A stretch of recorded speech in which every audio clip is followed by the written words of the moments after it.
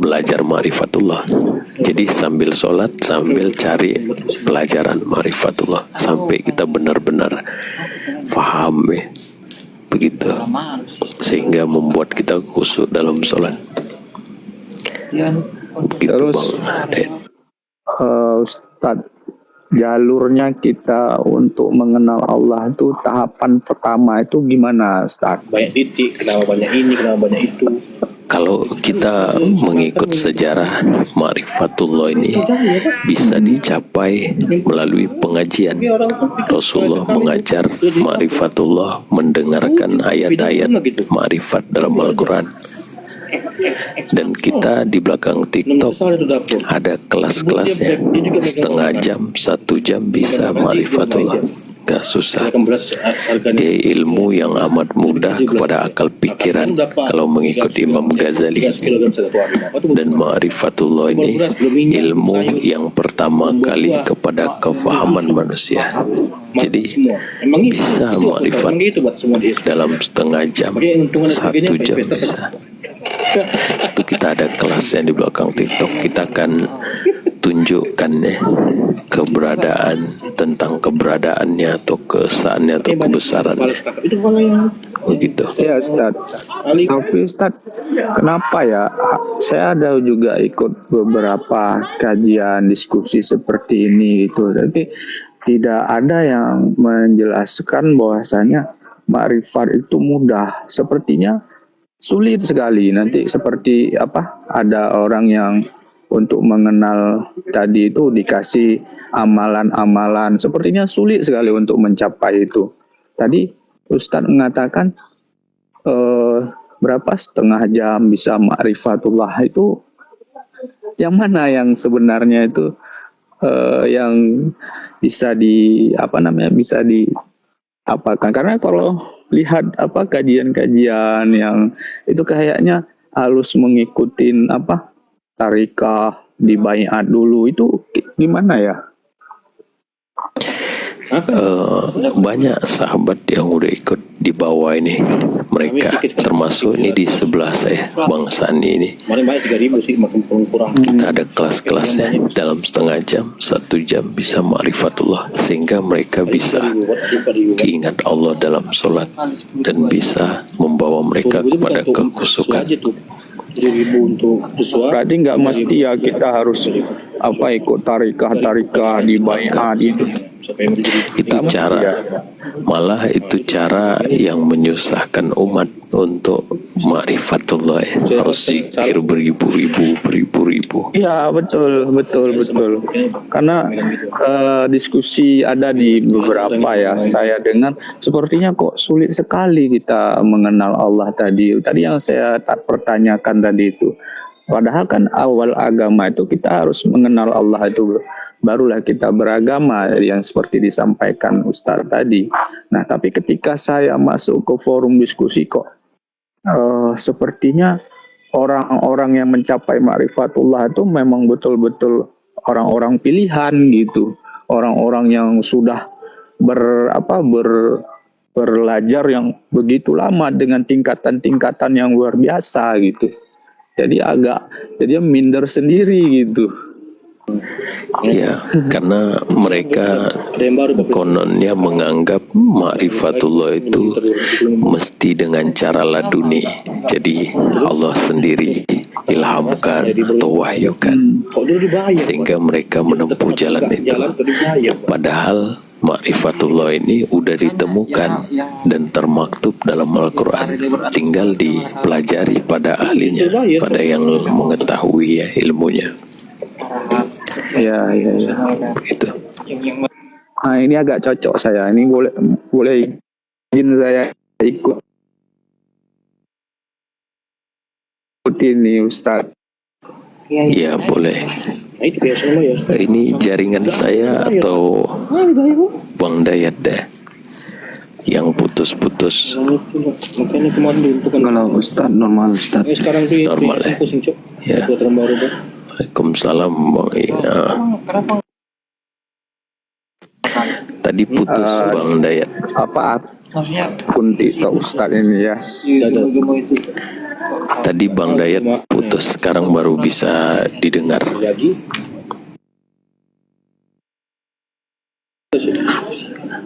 Gimana? Sekarang ada suaranya nggak? pertama kali di sebulan itu.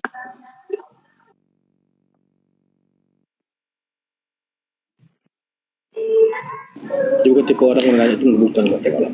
Waalaikumsalam. Dia sama Jokowi. Bang Coba jadi masih mau dengar tuh. Jaringan Yang nggak ada suaranya Bang Dayat. Mungkin jaringan, bukan jaringan saya ya, Bang Sade. kan maksudnya? Tadi suara Bang Dayat hilang. Sekarang udah ada nih. Oh, saya dibandingkan borosnya Ya memang jaringan Bang Dayat putus-putus Ustaz. Iya, putus-putus Bang Dayat. Kita nggak dapat dengar. sekarang nggak dengar ya? Ah, ini ada. Ini ada. Oh, ini ada ya? Ini udah ada ya? Ah, ini udah ada. Sudah. Oh, izin Ustadz, saya ngikutin akun ini, saya mau belajar lebih jauh lagi Ustadz. Ya boleh. Insyaallah. cabangnya balon. Boleh saya bertanya satu lagi Ustadz? Coba aja Ya, gimana? nggak lewat cipuan. Nah, saya tadi siang bertanya juga kepada ahli lah, kalau dibilang di forum itu ahli lah, kalau kita bilang bolehlah ahli ma'rifat lah. Nah, saya bertanya tadi itu mengenai apakah orang yang sudah bermakrifat kepada Allah itu dia masih terbesit di dalam hatinya sifat-sifat yang dilarang oleh Allah, atau apakah orang yang sudah bermakrifat kepada Allah itu bisa jadi dia itu juga pernah bisa membuat kesalahan gitu. Maksud saya itu apakah orang yang sudah bermakrifat kepada Allah itu dia seperti malaikat yang tidak bisa terjun ke dalam perbuatan dosa lagi gitu, atau orang makrifah itu bisa saja dia sudah bermakrifah tapi dia juga pernah melakukan kesalahan gitu. Apakah bagaimana itu kalau orang yang kriteria orang yang bermakrifah kepada Allah itu Ustaz? Ya. Jadi ma'rifatullah ini kekokohan iman, keyakinan dan pengalaman ihsan itu berasal dari ma'rifatullah, dari pengenalan kepada Allah melalui sifat dan afalnya, sehingga terbentuknya kekokohan iman. Dari kekokohan iman ini membawa dia tanaqum min akhlaki rodiyati awafati, membawa dia kepada pertukaran dari sisi akhlak yang awalnya keras, sombong, tunjuk diri ya, maka lebih kepada kesabaran, bukan nggak ada marah lagi, tapi lebih kepada kesabaran. Itu tergantung keimanannya nanti, bentuk kerasnya kekokohan iman dia tergantung, dan lebih kepada kejujuran, lebih kepada keadilan, lebih kepada kasih sayang, tergantung keimanan dia yang dia dapat dari ma'rifatullah tadi. Dan dari situ juga membawa dia kepada kehusukan dari sisi ibadah. Juga kita nggak lepas daripada ma'rifat af'al, yang mana ma'rifat af'al ini kita tahu segala sesuatu bergantung kepada Allah. Jadi kita tidak memastikan kalau udah ma'rifat pasti nggak salah lagi, pasti nggak bisa silap lagi. Jadi macam mana dengan Sayyidatina Aisyah, dengan Sayyidina Ali, mereka ma'rifat. Kenapa mereka bisa begaduh sesama keluarga? Dan di zaman Rasulullah pun sah wasah, iman dia ada yang keras ya, ada yang terturun, ada yang naik di satu saat, di saat yang lain. Jadi kita jangan lebih-lebihkan lah ya. Asal keimanan itu dari ma'rifatullah. Tapi bukan berarti setelah dia ma'rifatullah langsung jadi wali, langsung gak bisa salah lagi ya. Itu udah melebih-lebihkan lah. Itu orang. Oh gitu ya. Ya, tapi dengan ma'rifatullah itu membawa dia kepada pertukaran dari sisi akhlak dan membawa dia kepada ketakwaan dari sisi ibadah lebih keras ya. Jadi lebih kepada akhlak-akhlak yang baik ya. Lebih kepada keadilan, kejujuran, kelembutan, kasih sayang ya. Adakah sampai mati dia begitu? Itu tergantung Allah. Itu dari ma'rifat af'al. Allah mengatakan segala sesuatu bergantung kepada dia. Dia boleh ambil lagi ma'rifat tuh. Dia boleh hancurkan keimanan itu. Dia bisa bolak-balik keimanan itu. Gak bisa kita menetapkan atau memastikan. Jadi bukan berarti ma'rifatullah lalu Allah bergantung pada orang ma'rifat ya. Allah harus turutin ya. Orang ma'rifat harus terus istiqomah ya. Mana bisa? Ya, paham Ustaz. Paham. Cek, teliti. Terima kasih Ustaz pencerahannya Ustaz. Iyalah. Saya sapa dulu yang baru naik. Halo Bang Hitachi.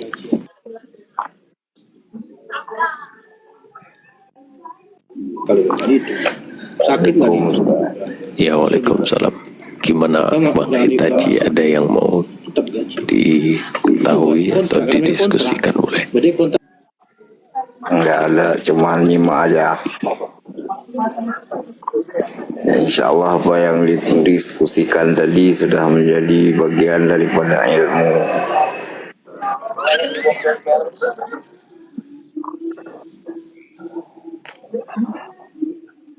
yang sadar Ya, lurus buat. Awal-awal aku masuk itu orang ini ya ada lain. di Starbucks. Kalau yang di bawah boleh atau yang di atas boleh.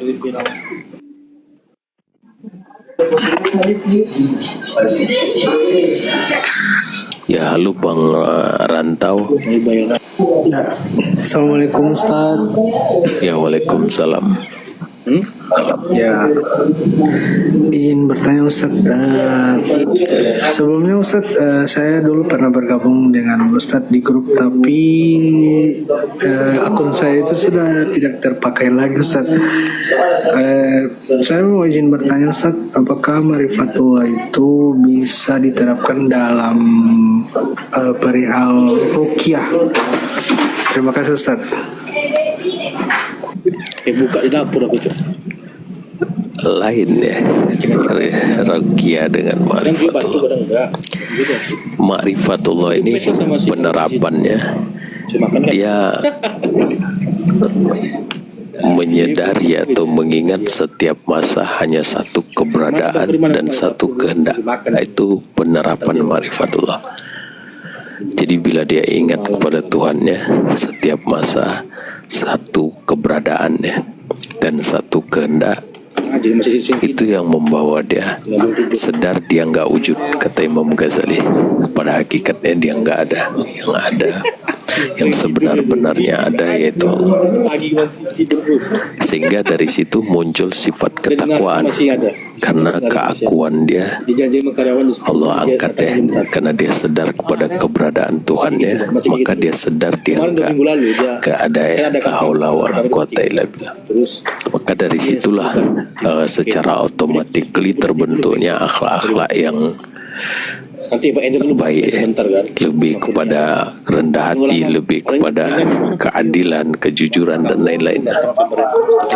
Dari kesadaran dia kepada Tuhannya, Orang yang nunggu 2 jam. itu penerapan ma'rifatullah ataupun yang disebut ihsan. Lebih ke sifat ya Ustaz ya. Lebih ke sifat ya Ustaz ya. Kalau marifat. Maksudnya gimana? Jadi begini, ada di salah satu ya bisa dikatakan perguruan lah di daerah saya, itu ada namanya perguruan tarekat. Itu di situ ada ada rukiahnya. Nah, sekarang saya bertanya, apakah di marifat itu ada nggak kayak seperti itu ilmu rukiahnya kayak gitu? Jadi ma'rifatullah itu hanya berbicara ilmu pengenalan kepada Allah melalui sifat dan afalnya. Dia tidak bicara praktikal ruqyah. Tadi bukan Bapak. Itu dua perkara yang mesti dibedakan. Jadi beda ya Ustaz. Beda. Tapi Ustaz, nilai nyambung Ustaz dari pertanyaan Ustaz. Di kurs Saya pernah mengenal orang Ustaz. Dia belajar ma'rifatullah. Dari belajar ini dia punya ilmu-ilmu tambahan itu, ilmu-ilmu yang seperti bisa mengobatin orang kesurupan dengan ilmu yang dia katakan ketika dia sudah sampai kepada mengenal Allah, itu ada ilmu-ilmu yang di luar dugaan itu, seperti bisa mengobati orang sakit. Nah, itu gimana Ustaz?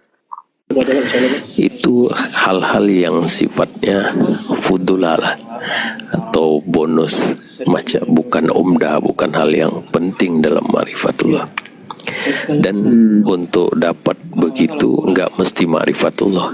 Kalau orang mau menuntut ilmu tentang itu pun bisa, ada teknik-tekniknya.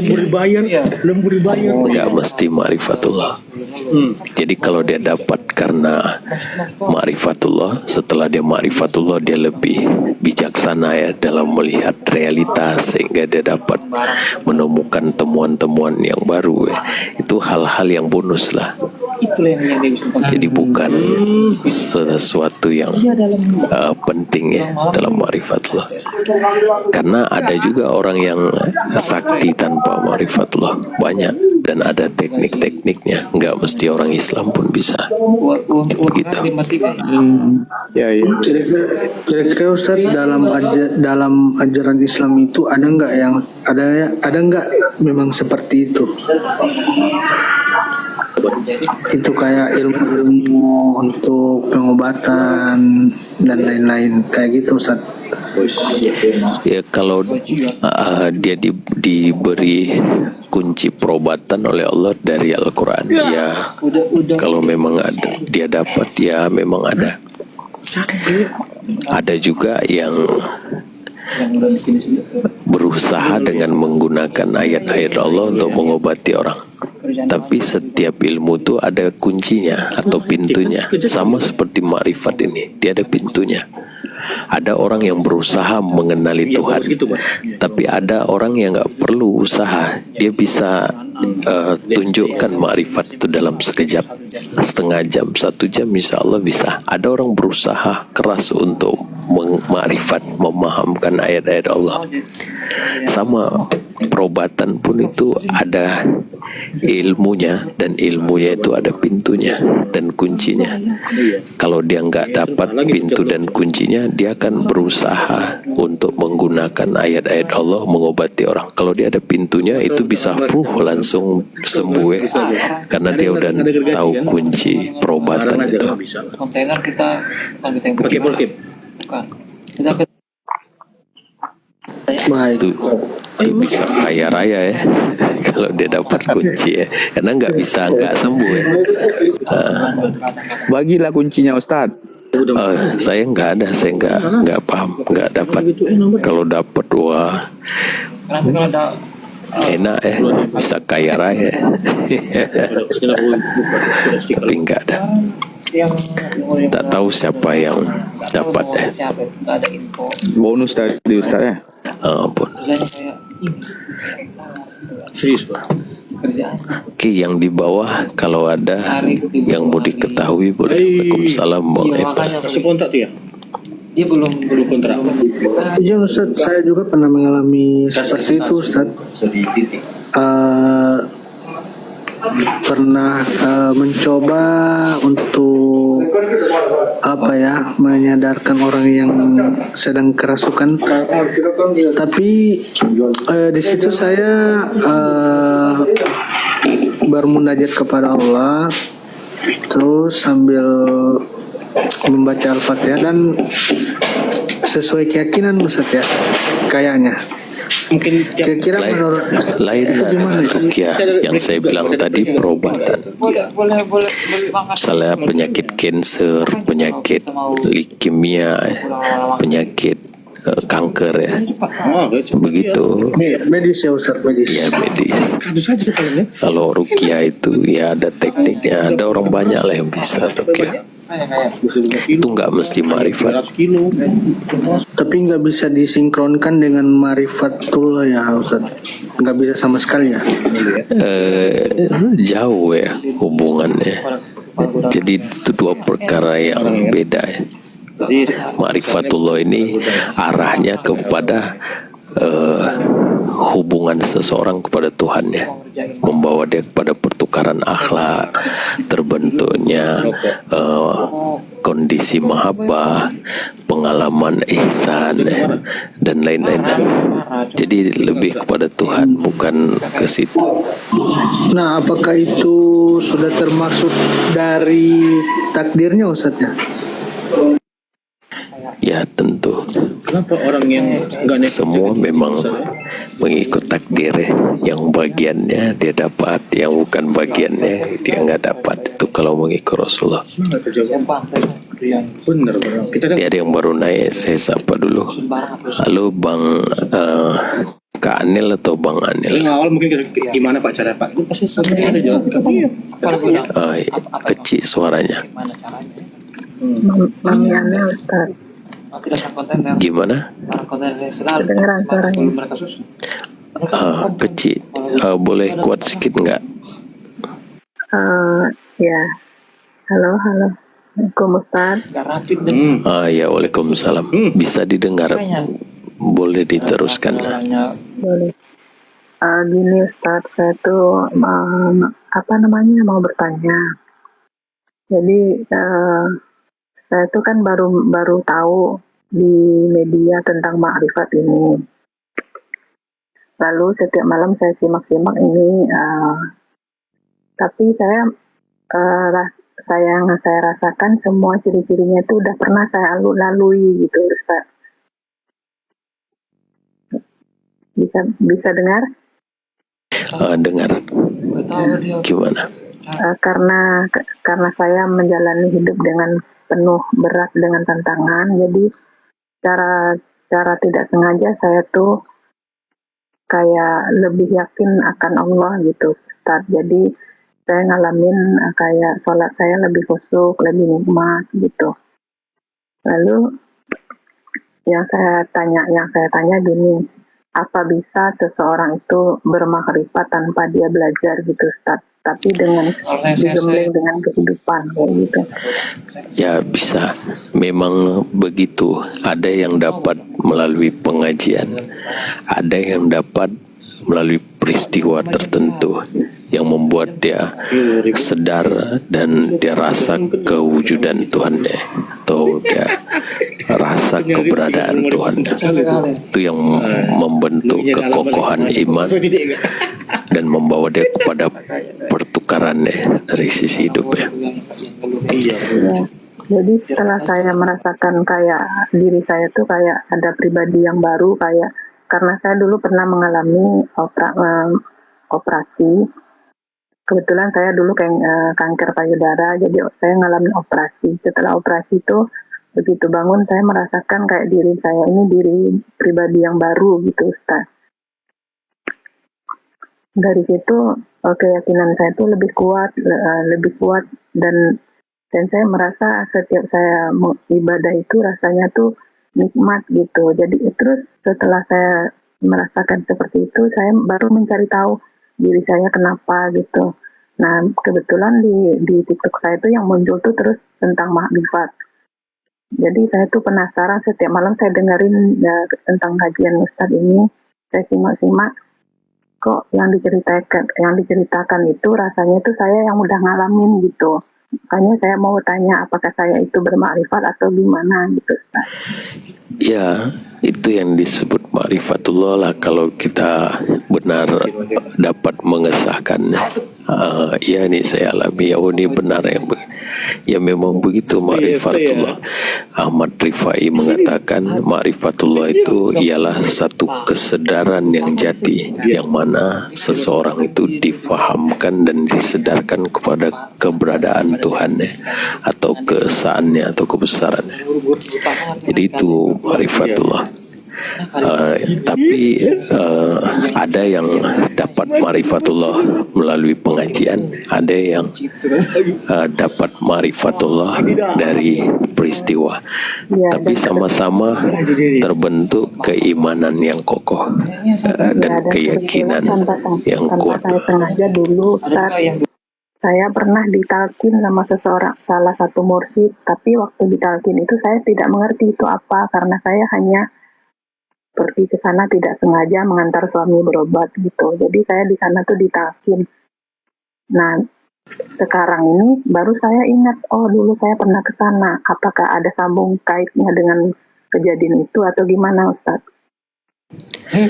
Kalau tarikot itu tidak mengajar ma'rifatullah, dia menunjukkan sistem zikir dan Tapi saya mereka, tidak menjalaninya Ustaz. Saya ya cuma ditalkin. gak perlu dijalani karena mereka pun mau ngalami itu juga, rasa kesadaran kepada keberadaannya. Tapi ramai di antara mereka yang nggak sampai. Mereka berusaha dengan zikir-zikir tertentu ya. Iya. Jadi kalau kita pergi ke mursyid, dia nggak mengajar ma'rifatullah. Tapi perbedaannya yang dapat dari peristiwa dengan pengajian, sama-sama ada keimanan dan keyakinannya yang berasal dari ma'rifat tadi. Tapi yang dapat melalui pengajian banyak yang dilebihkan dari sisi ilmu. Dia bukan saja dari sisi keimanan, juga dari sisi ilmu. Sedangkan yang dapat melalui peristiwa, dia dari sisi keimanan, tapi dari sisi ilmu belum tentu. Makanya perlu belajar ya. Seperti Nabi Musa alaihissalam. Ya, seperti Nabi Musa alaihissalam. Dia dilebihkan dari sisi iman. Iman dia sangat keras. Tapi dari sisi ilmu dia kurang. Sehingga bila dia begitu, Allah hantar Khidir untuk dia belajar. Begitu. Tapi dua-dua udah ma'rifat. Begitu.